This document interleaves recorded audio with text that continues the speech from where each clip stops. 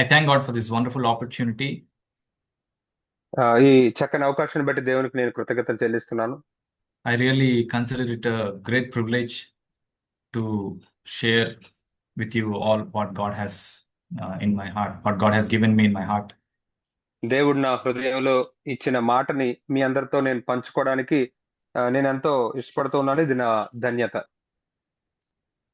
I want to start with a verse in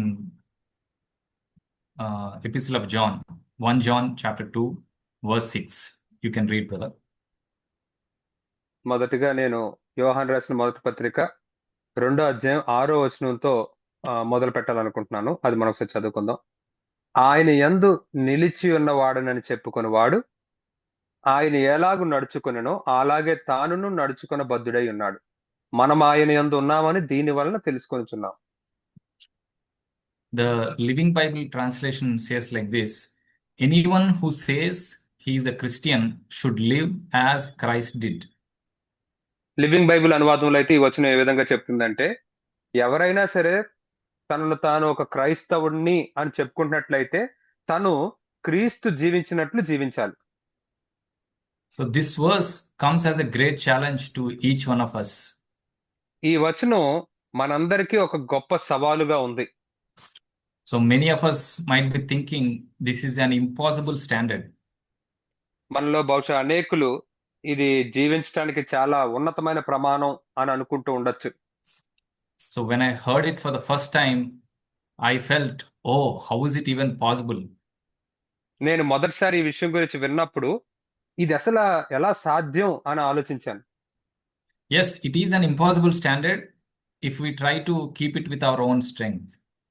అవును, మన సొంత శక్తితో దాన్ని చేయడానికి ప్రయత్నిస్తే నిజంగా అది అసాధ్యమే. When I newly came to CFC, నేను కొత్తగా సిఎఫ్సికి వచ్చినప్పుడు I used to wonder how to live this high standard of life that I hear about every week from the pulpit. పులిపిట్ దగ్గర నుంచి ప్రతి వారం నేను వింటూ ఉన్న ఈ యొక్క ఉన్నతమైన ప్రమాణాల్ని నేను ఎలా జీవించగలను అని అనుకుంటూ ఉండేవాడిని. But when I saw a living example of such life in the lives of our elders and other fellow brothers, I got hope in my heart that I too can live such a life. అటువంటి జీవితానికి సంబంధించిన మాదిరిల్ని ఆ యొక్క సంఘ పెద్దల్లో అలాగే నా తోటి సహోదరులు నేను చూసినప్పుడు నేను ఎంతగానో ప్రోత్సహించబడ్డాను. నేను కూడా ఆ విధంగా జీవించగలను. In John chapter 1 verse 4 says, in him was life and the life was the light of men. యోహాను సువార్త 1వ అధ్యాయం 4వ వచనం ఏమని చెప్తుందంటే, ఆయనలో జీవం ఉండెను, ఆ జీవము మనుషులకు వెలుగై ఉండెను. The life that I have seen in my elders and in other brothers has been a light to me. నా యొక్క సంఘ పెద్దల్లో అలాగే నా తోటి సహోదరుల్లో నేను చూసిన ఆ జీవితం ఒక వెలుగుగా నాకు ఉంది అది. So, yeah, as we saw in 1 John 2:6, anyone who says he's a Christian should live as Christ did. మనం చూసినట్టు మొదటి యోహాను 2వ అధ్యాయం 6వ వచనంలో ఎవరైనా సరే తను క్రైస్తవుడు అని చెప్పుకుంటున్నట్లయితే తను క్రీస్తు జీవించినట్లు జీవించాలి. So, if I want to live as Christ did, I have to see the life of Jesus, what it is like and how it is like. మరి క్రీస్తు జీవించినట్టు నేను జీవించాలనుకున్నట్లయితే మరి ఆ క్రీస్తు జీవితం ఎలా ఉంటది, అది ఎలా చేయగలము అని తెలుసుకోవాలి. One way I can know the life of Jesus is by studying and meditating God's word. ఒక విధానం యేసు యొక్క జీవితం గురించి తెలుసుకోవడానికి ఉన్నది ఏంటంటే దేవుని యొక్క వాక్యాన్ని ధ్యానించడం. And another thing is fellowship. Fellowship helps me to see and touch the life of Jesus through the life of fellow believers around me. ఇంకొక విషయం ఏమిటంటే సహవాసం. ఈ సహవాసం ఏం చేస్తుందంటే నా తోటి సహోదరుల్లో యేసు యొక్క జీవితాన్ని నేను చూడడానికి అలాగే తాకడానికి నాకు సహాయపడుతుంది. So when we think about living as Christ did, one of the things that Jesus did was he overcame the world. మరి యేసయ్య జీవించినట్లు నేను జీవించడం అని అనుకుంటున్నప్పుడు యేసయ్య జీవించిన ఒక విషయం ఏమిటంటే ఆయన ఈ లోకాన్ని జయించాడు. Jesus said, in the world you will have tribulation, but take courage, I have overcome the world. యేసయ్య చెప్పాడు కదా, ఈ లోకంలో మీకు శ్రమ, కానీ జ్ఞాపకం ఉంచుకోండి, నేను ఈ లోకాన్ని జయించి ఉన్నాను. He didn't say those words after he rose from the dead, ఆయన ఈ మాటల్ని ఆయన మరణాన్ని జయించి తిరిగి లేచిన తర్వాత చెప్పలేదు. but he said those words while when he lived on this earth as a man. కానీ ఆయన ఈ మాటను ఎప్పుడు చెప్పాడంటే, ఈ భూమి మీద ఆయన మనిషిగా జీవిస్తున్నప్పుడు చెప్పాడు. So the world that he overcame was the world that, he overcame the world in his heart. మరి యేసయ్య తాను జయించిన ఆ లోకం అంటే ఏంటంటే, ఆ యొక్క ఆయన హృదయంలో ఉన్న లోకాన్ని ఆయన జయించాడు. So we have a responsibility. If we want to live like Jesus, we have a responsibility to overcome the world. మనం యేసయ్యలాగా జీవించాల్సిన బాధ్యత గనక మనకుంటే, మనం ఈ లోకాన్ని జయించాల్సిన బాధ్యత కూడా మనకుంది. We have a responsibility to overcome the world in our heart. ఈ లోకాన్ని జయించడం అనేది మన హృదయంలో జయించాలి. James chapter 1 verse 27 says, the pure and undefiled religion is to keep oneself unstained by the world, at the end of that verse. యాకోబు రాసిన పత్రిక 1:27 చూస్తే, ఆ ఇహలోక మాలిన్యం తనకు అంటకుండా తను కాపాడుకున్నటే తండ్రి అయిన దేవుని అయితే పవిత్రమైన నిష్కలంకమైన భక్తి. Look at that verse, unstained by the world. That is God's will for us. మరి లోకం యొక్క మాలిన్యం మనకు అంటకుండా జీవించటమే. And 1 John 2:15 says, do not love the world. మొదటి యోహాను 2:15 ఏం చెప్తుందంటే, ఈ లోకాన్ని ప్రేమించవద్దు అని చెప్తుంది. 1 John chapter 5 verse 4 says, whatever is born of God overcomes the world. మొదటి యోహాను 5:4 ఏం చెప్తుందంటే, దేవుని మూలంగా పుట్టిన వారందరూ లోకమును జయించుదురు అని వాక్యం చెప్తుంది. It doesn't say they have to overcome the world. అక్కడ వాళ్ళు లోకాన్ని జయించాలి అని చెప్పడం లేదు. It is asserting that, it is making a statement that if they are born of God, they will overcome the world. అక్కడ ఖచ్చితంగా ఏమని చెప్తూ ఉందంటే, వారు గనక ఒకవేళ దేవుని మూలంగా పుట్టిన వారైతే లోకాన్ని జయిస్తారు. In other words, the proof that I am born of God is I will be overcoming the world. ఇంకొక రుజువు ఏంటంటే, నేను దేవుని చేత పుట్టాను అనడానికి నేను లోకాన్ని జయిస్తూ ఉంటాను. And the Bible also says, this command, like do not love the world or don't be stained by the world, these are not burdensome. మరి బైబిల్ చెప్తున్నట్లుగా లోకాన్ని ప్రేమించొద్దు, లోక మాలిన్యం మిమ్మల్ని అంటుకోనివ్వద్దు అని చెప్పే ఈ మాటలు ఏదో చాలా భారమైనవి కావు. We see that in that 1 John chapter 5 verse 3, it says that commandments of God are not burdensome.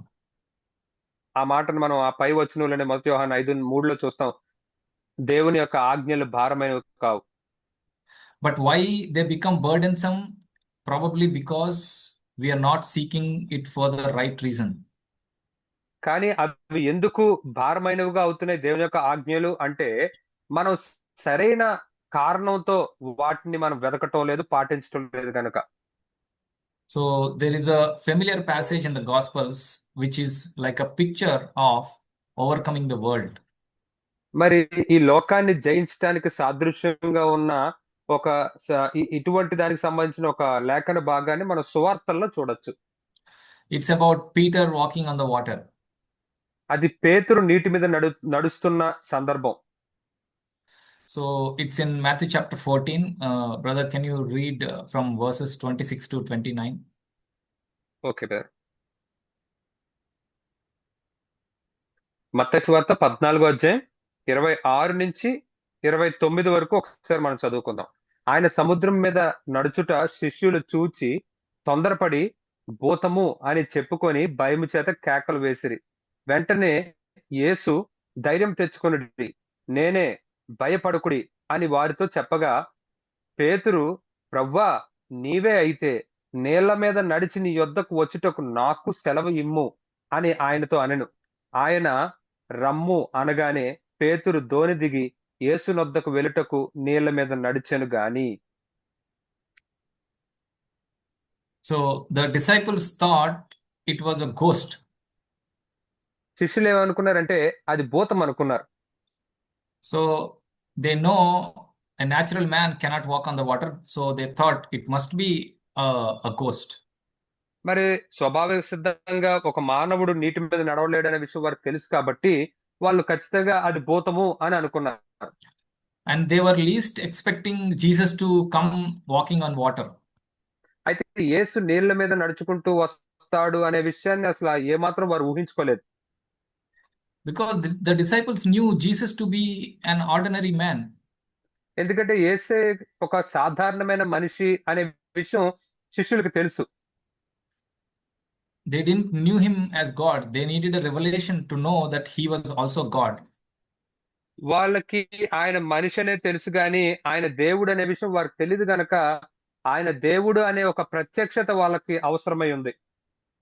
But today we know, we are easily convinced that Jesus was God, but we need a revelation that he was made like us in all points. అయితే ఈ దినం యేసయ్య దేవుడు అనే విషయం మనం బాగానే తెలుసు గాని ఆయన పూర్తిగా మానవుడు అనే విషయం మనకు ప్రత్యక్షత అవసరమై ఉంది. So we know also when Jesus came into this earth, the scripture says that he emptied himself and came like us, helpless. అయితే యేసయ్య ఈ లోకంలోనికి వచ్చినప్పుడు ఆయన తను తాను ఖాళీ చేసుకుని రిక్తుడుగా ఈ లోకానికి వచ్చాడని లేఖనం చెప్తూ ఉంది. ఆయన మనలాగా ఖాళీ చేసుకుని మనిషిలాగా వచ్చాడు. And Hebrews chapter 2 verse 17 says, in all things he had to be made like his brothers.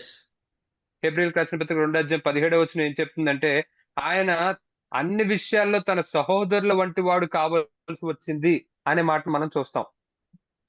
And Jesus was not only was made like me, he was also tempted like me in all things. యేసయ్య ఆయన నాలాగే అన్ని విషయాల్లో మారడం మాత్రమే కాకుండా ఆయన అన్ని విషయాల్లో నాలాగే శోధించబడ్డాడు కూడా. So when Jesus walked on water, he was not walking on water as God, but as man. మరి యేసయ్య నీటి మీద ఆయన నడుచుకుంటూ వచ్చినప్పుడు ఆయన దేవుడిగా నీటి మీద నడుచుకుంటూ రాలేదు కానీ ఒక మనిషిగానే నీటి మీద నడుచుకుంటూ వచ్చాడు. God enabled him at that hour because that was the need, and he walked as a man, and the disciples saw that. అయితే ఆ సమయంలో దేవుడు యేసయ్యని అలా నడిచేటట్లుగా అనుమతించాడు. వాళ్ళ ఆ సమయంలో అది అవసరం కాబట్టి ఆయన మనిషిగానే నడుచుకుని వచ్చాడు. శిష్యులు అది చూశారు. So, but Jesus said, take courage. The disciples were afraid, but Jesus said, take courage, it is I, don't be afraid. అయితే యేసు ఏమన్నాడంటే శిష్యులు భయపడుతూ ఉన్నారు కానీ ఆయన భయపడు, ధైర్యం తెచ్చుకోండి, నేనే అని చెప్తున్నాడు ఆయన. So, but Peter responded saying, Lord, if it is you. అయితే పేతురు మాత్రం దానికి స్పందిస్తూ ఏమని చెప్పాడంటే, ప్రవ్వా అది నీవే అయితే గనుక. You who ate and drank with us. ఎవరైతే మాతో తిని తాగారో ఆయన నువ్వు.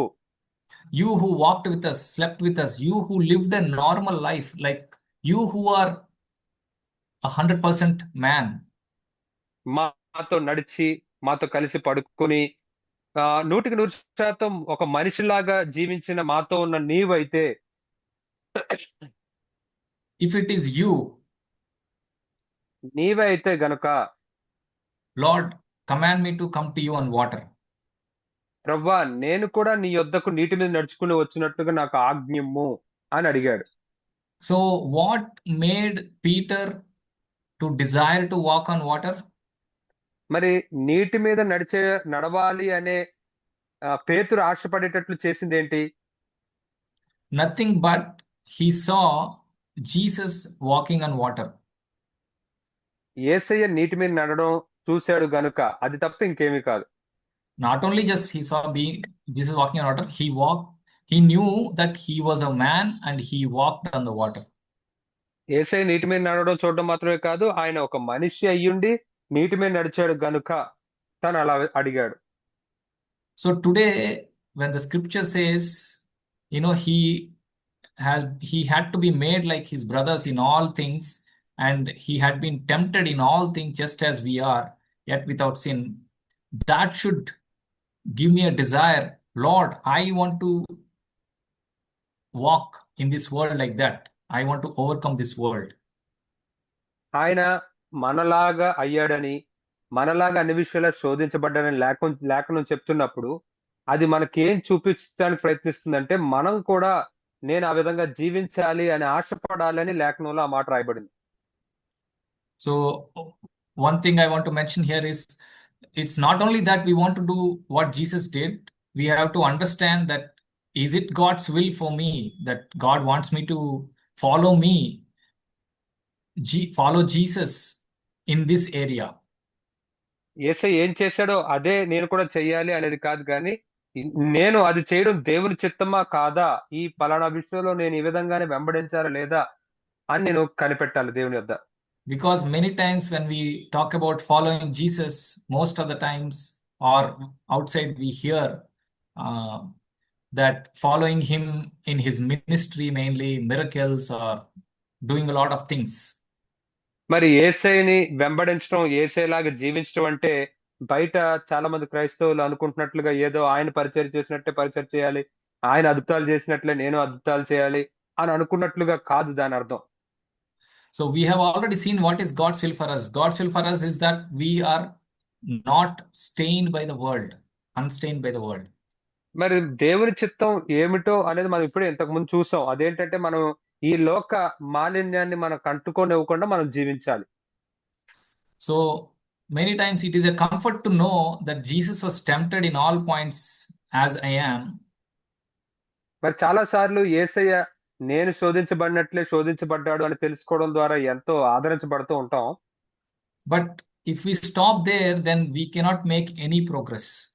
కానీ అక్కడ మనం ఆగిపోయాం అనుకోండి, మనం ఏమీ ఎదగలేము. Because the word in Hebrews chapter 4 verse 15, it says, he is the high priest who has been tempted in all things just as we are, and yet without sin. That's how it ends. అయితే హెబ్రీయులకు రాసిన పత్రిక 4:15 ఏమని చెప్తుందంటే, యేసయ్య మన ప్రధాన యాజకుడు, మన బలహీనతలందు మనతో సహా అనుభవం లేనివాడు కాడు గాని సమస్త విషయాల్లో మన వలె శోధింపబడినను ఆయన పాపము లేనివాడుగా జీవించాడు అని అక్కడ మనకు ముగించబడింది. So I may agree doctrinally, yes, Jesus was made like me in all points, but యేసయ్య అన్ని విషయాల్లో నా వలె అయ్యాడు, నాలాగా మనిషిలా అయ్యాడు అనేది సిద్ధాంతపరంగా నేను ఒప్పుకోవచ్చేమో గాని ఆయన పాపం లేనివాడుగా కూడా జీవించాడు అనే విషయాన్ని గుర్తించాలి. So am I without sin? మరి నేను కూడా పాపం లేనివాడుగా ఉన్నానా? I'm talking about conscious sin. నేను ఇక్కడ మనకి ఊహల్లో ఇంకా గుర్తు ఉన్న పాపం గురించి నేను మాట్లాడుతూ ఉన్నాను. Now why do I seek the life of victory? ఇప్పుడు నేను జయ జీవితం గురించి ఎందుకు నేను ఆశపడుతున్నాను అసలు? Is it because it is good to have victory? ఏదో విజయాన్ని జీవితంలో కలిగి ఉండడం మంచిది కాబట్టి అనే కారణమా? Or is it because I don't like the guilty feeling I get when I fail? లేకపోతే నేను ఓడిపోయినప్పుడు లేదా ఏదైనా పాపంలో పడిపోయినప్పుడు నాకు వచ్చే అపరాధ భావం నాకు నచ్చట్లేదు గనక దాన్ని జయించాలి అనే కోరిక? Or is it because I will have a good testimony in the church? లేదా సంఘంలో ఒక మంచి సాక్ష్యం ఉంటది నాకు అనే కారణమా? It should be none of these. వీటిలో ఏది కారణం అవ్వకూడదు. The only reason should be Jesus was a man like me and he was without sin. కారణం ఏమై ఉండాలంటే యేసయ్య నాలాంటి మనిషి అయ్యాడు, కానీ ఆయన పాపం లేనివాడుగా జీవించాడు. అది నా కారణం అవ్వాలి జయ జీవితం కోసం. So if that is true, and God's will for me is that I also should be without sin, without any conscious sin. కాబట్టి దేవుని చిత్తం నా విషయంలో అలా ఉండాలి అని ఆయన కోరుకుంటున్నట్లయితే మరి నేను కూడా నా నేను ఒప్పుకోనని పాపం అంటూ నాకు తెలిసి ఉన్న పాపం అంటూ ఏది ఉండకూడదు. So God doesn't want me to take 10 years to overcome my conscious sin. ఏదో నాకు జ్ఞాపకం ఉన్న పాపాన్ని నేను జయించడానికి దేవుడు ఏదో 10 సంవత్సరాలు వేచి ఉండాలని ఏం కోరుకోవట్లేదు. So we heard many times Brother Zach giving the illustration of a child takes maybe 2 years to learn to walk. సోదర్ జాక్ గారు మనకు చెప్తున్న ఒక సాదృశ్యం మనకు తెలుసు. ఒక చంటి బిడ్డ తను నడవడానికి 2 సంవత్సరాలు పడుతుంది. So if I am a Christian if I am a believer, born again believer for 2 years, I should begin to walk without falling. మరి నేను ఒకవేళ ఒక విశ్వాసిగా ఒక క్రైస్తవుడిగా 2 సంవత్సరాలు అవుతే గనక నేను కూడా పడిపోకుండా నడవడం అనేది నేను నేర్చుకోవాలి. I should have no excuse for any sin that is ruling over my life. నా జీవితంలో నన్ను ఏలుతున్న పాపం అంటూ ఏది ఉండకూడదు. God does, after, let's say, I have been a believer for 2 years. After that, God's will for me is that I don't remain in sin even for one day.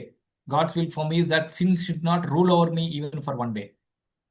ఒకవేళ నేను తిరిగి జన్మించి 2 సంవత్సరాలు గనక అయితే నా జీవితంలో దేవుని చిత్తం ఏంటంటే పాపం నన్ను ఏలుబడి చేయడం అనేది ఒక్క రోజు కూడా జరగకూడదు ఇంకా. And that is God's will for me. I believe that. అదే నా ఎడల దేవుని చిత్తము అనేది నేను నమ్ముతున్నాను. So I need to go to God and say, Lord, I have no excuse to let the sin rule over me. So give me power. అప్పుడు నేను వెళ్ళి దేవుడిని అడగాలి, ప్రభువా నేను పాపం నా మీద ప్రభుత్వం చేసేటట్లుగా నేను ఇంకా అనుమతించకూడదు, నేను ఇంకే సాకులు చెప్పకూడదు, నాకు శక్తినివ్వండి అని అడగాలి.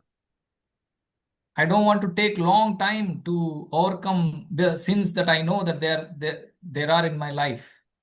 నా జీవితంలో ఉన్న పాపాలను జయించడానికి నాకు ఇంకా ఎక్కువ సమయం పట్టకూడదు ఆ తర్వాత. I want to seek God like that. నేను దేవుడిని ఆ విధంగా వెతకాలనుకుంటున్నాను. Another reason why I should seek the overcoming life is జయ జీవితాన్ని వెతకడానికి ఇంకొక కారణం ఏమిటంటే Peter said in verse 28, Lord, if it is you, command me to come to you on the water. పేతురు అంటూ ఉన్నాడు, ప్రభువా అది నీవే అయితే గనక నేను నీటి మీద వచ్చి నడిచి వచ్చేటట్లుగా నాకు ఆజ్ఞిమ్ము అని అడుగుతూ ఉన్నాడు. Peter doesn't want to walk on water to show off to his disciples. ఏదో పేతురు పక్కనున్న శిష్యులకు చూపించుకోవడానికి తను నీటి మీద నడిచి రావాలి అని కోరుకోలేదు. Yeah, he's not trying to show off the other disciples. Oh, I am better than you because I could see that if Jesus could walk, I can also walk. మరి యేసయ్య నడవగలిగితే నేను కూడా నడవగలననే విషయాన్ని చూసి మీ అందరికంటే కూడా నేనే నీటి మీద నడిచేశాను అని ఏదో ఇతరుల కంటే నేను గొప్పవాడిని అని చూపించుకోవడానికి పేతురు నడవలేదు. He wants to walk on water for a specific purpose. ఒక ప్రత్యేకమైన ఉద్దేశంతో పేతురు నీటి మీద నడవాలనుకుంటున్నాడు. He said, Lord, if it is you, command me to come to you on the water. ప్రభువా అది నీవే అయితే గనక నేను నీ యొద్దకు వచ్చుటకు నాకు సెలవిమ్ము అని అడుగుతున్నాడు. He wants to go to Jesus. తను యేసయ్య దగ్గరికి వెళ్దాం అనుకుంటున్నాడు. He wants to be with Jesus. యేసయ్యతో ఉండాలనుకుంటున్నాడు. That is the reason he wanted to walk on water. అందుచేతే నీటి మీద నడవాలని కోరుకుంటున్నాడు. So dear brothers and sisters, the secret of walking on water is walking towards Jesus. కాబట్టి నీటి మీద నడవడానికి రహస్యం ఏమిటంటే యేసు వైపు నడవడమే రహస్యం. The secret of overcoming life is to be close to Jesus. మరి జయ జీవితానికి రహస్యం ఏమిటంటే యేసయ్యతో చాలా సన్నిహితంగా దగ్గరగా ఉండాలి అనే కారణమే రహస్యమై ఉండాలి. And the reason to seek the overcoming life should be because I want to be close to Jesus. నేను యేసయ్యకి చాలా సన్నిహితంగా దగ్గరగా ఉండాలి అనేదే నేను నీటి మీద నడవడానికి జయ జీవితం కలిగి ఉండడానికి కారణమై ఉండాలి. So may the Lord help us to value the presence of Jesus. కాబట్టి యేసయ్య యొక్క ప్రెజెన్స్ అంటే సన్నిధిని మనం విలువిచ్చినట్లుగా దేవుడు మనకు సహాయం చేయాలి. If I value the presence of Jesus and I seek the presence of Jesus, then God will give me also a victory over life, so that that is like byproduct. మరి నేను యేసయ్యతో సహవా యేసయ్య యొక్క సన్నిధికి నేను విలువిస్తూ యేసయ్య యొక్క సన్నిధిలో ఉండాలని నేను గనక ఆశపడితే అప్పుడు దేవుడు నాకు జయ జీవితాన్ని కూడా ఇస్తాడు. అది ఆయనతో ఉంటున్నందుకు అది కూడా మనకు ఆయన అనుగ్రహించే ఇంకొక విషయం. So we saw two reasons why we want to seek the overcoming life. జయ జీవితాన్ని మనం ఆశపడడానికి రెండు కారణాలు మనం ఇక్కడ చూసాం. One, we saw that Jesus came like me and he was tempted like me in all matters and he was without sin. ఒక కారణం ఏమిటంటే యేసయ్య నాలాగా వచ్చాడు, నాలాగే శోధించబడ్డాడు, అయినప్పటికీ ఆయన పాపం చేయకుండా ఉన్నాడు. అది మొదటి కారణం. And it is God's will for me that I am without any conscious sin.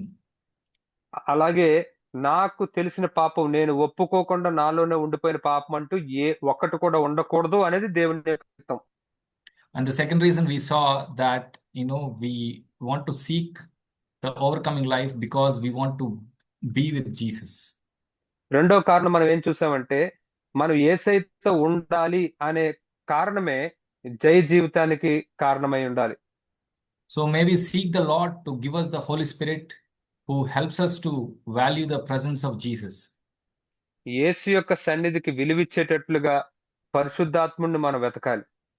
Yeah, I gave that example that um, if I have been a believer for 2 years and God's will for me is that I should have a victory over sin.